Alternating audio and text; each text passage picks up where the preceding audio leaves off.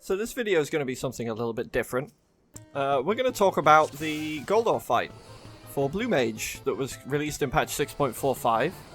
I've cleared this myself now, both for the achievement and the regular clear, and we're going to talk about some of the mechanics that go on. So already the footage should be playing in the background if I've done my job right, showing the first few mechanics of the fight.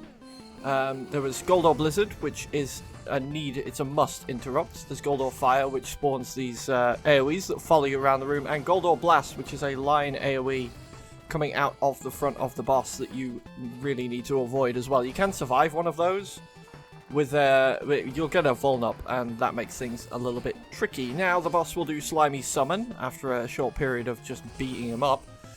This slime will explode and kill you, but as you can see, it's susceptible to the vibe check, so you just kill it and dodge the Quake AoE that comes out of the boss.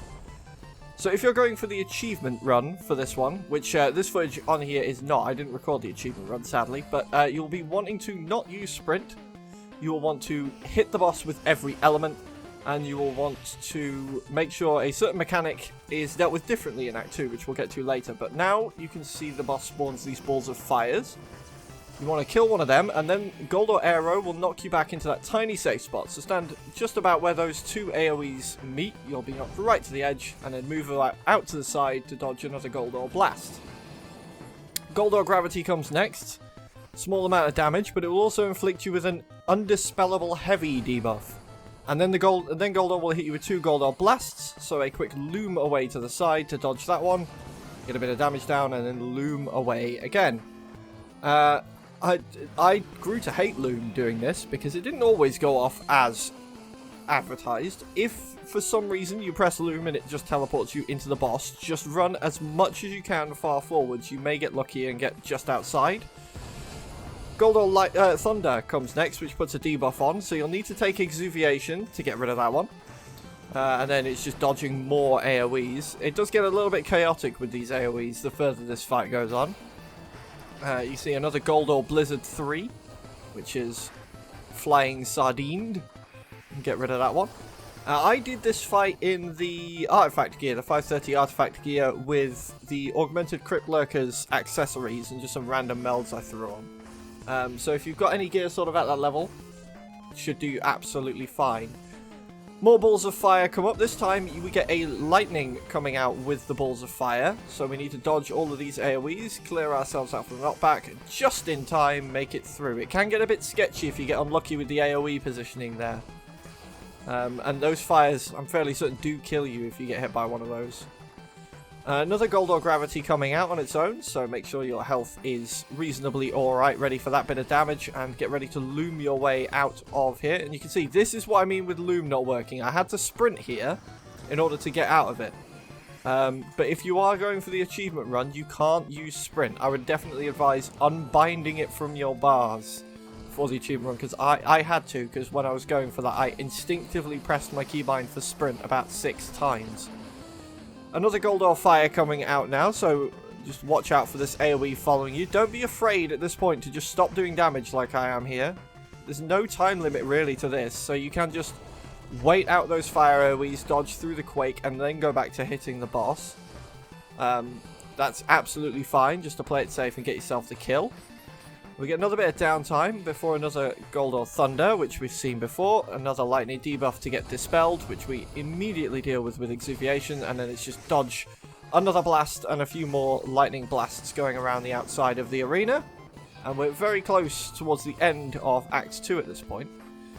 This particular run, actually, that I'm recording this from now, isn't perfect. This was my first run that I actually cleared it on. Earlier on today as I'm recording this, which is a couple of days after the patch. But you can see, interrupt the Blizzard, kill him. If you don't quite kill him in time there, the boss does spawn some more of those fire AoEs, exactly the same as the previous set. Just make sure to kill one of the fires, cleanse yourself of the lightning, and dodge into the safe spot, get knocked back. Surecast, if you want to play it safe as well, does work against that knockback, so you can surecast and just walk into the safe spot if that's a bit more comfortable for you.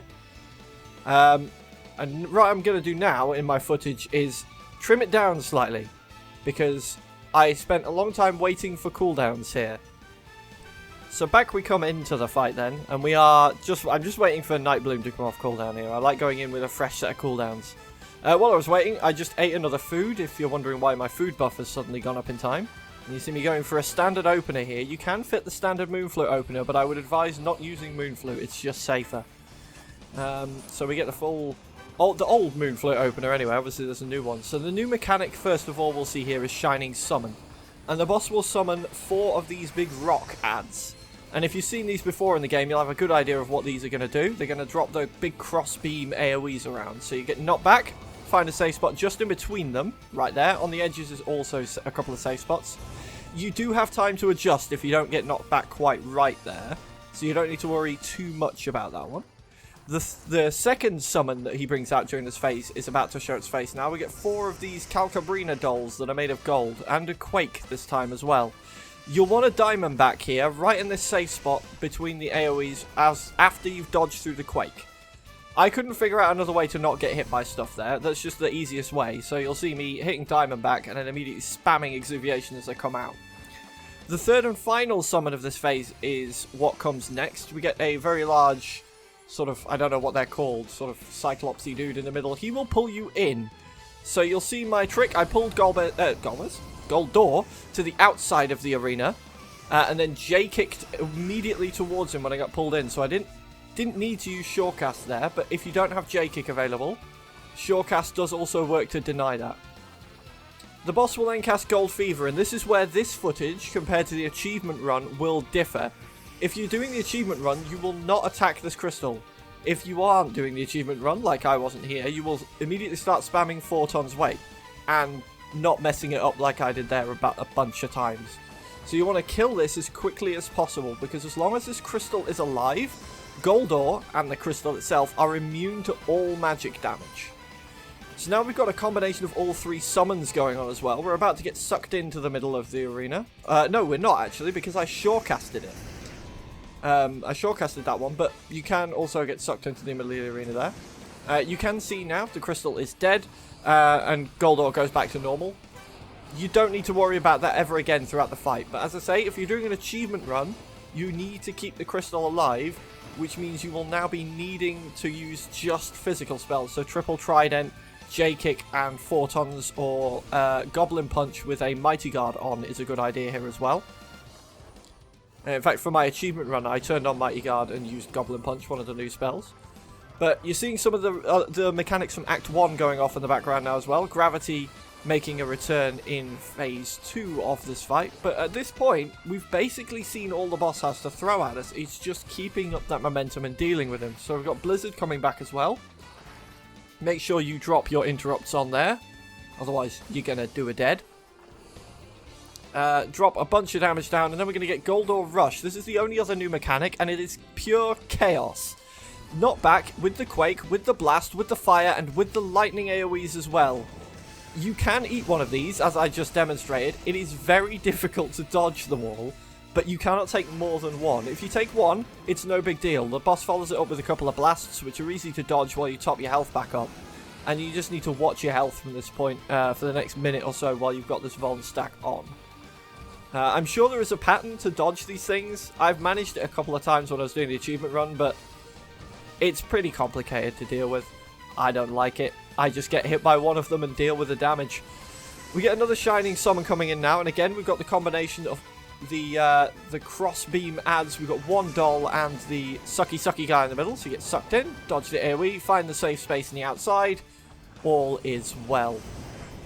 The safe spot, I always found, when you get sucked in, you bait the blast AoE from Goldor across to one side of where the doll is, and then run around behind the doll to the other side, and the safe spot will always be over there. So that is a pretty reliable way of dealing with it. Another gravity coming up, which we've seen before. Just make sure to loom your way out of trouble. Out of the AoE.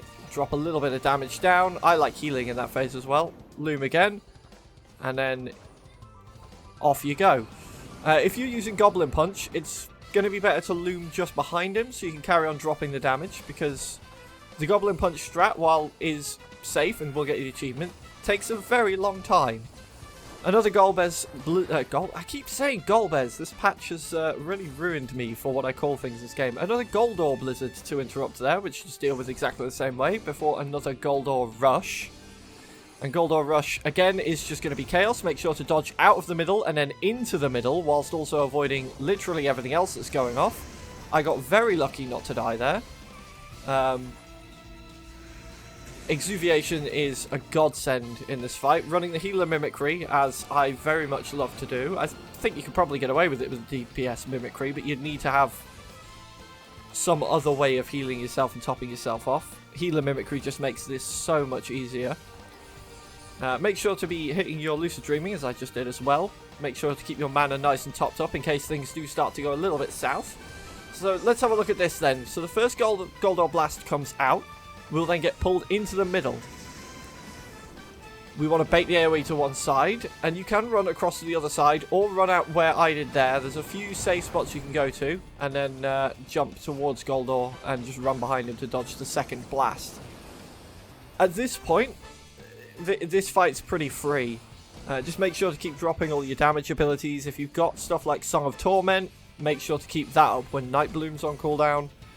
We've got another Gravity coming up, so make sure your health is reasonably alright, and then get ready to Loom your way out of trouble. See a nice Triple Trident coming out there as well. Triple Trident, I found as well, if you're using it at the right times per the old opener, usually appears to come off cooldown right as the boss is doing this, which can be slightly odd. So I think on one of my runs I delayed it, so it didn't happen. But 4% health left on the boss, just continuing to make sure to play it safe. Make sure to keep yourself nice and healthy. Interrupt the Blizzard, which I do there very, very late because I was greeding a little bit, and the boss will go down. And if you've done it with all of the prerequisite things you needed to have done, job's done. You've completed the newest edition of the Mass Carnival, added in 6.45. Go and get that umbrella.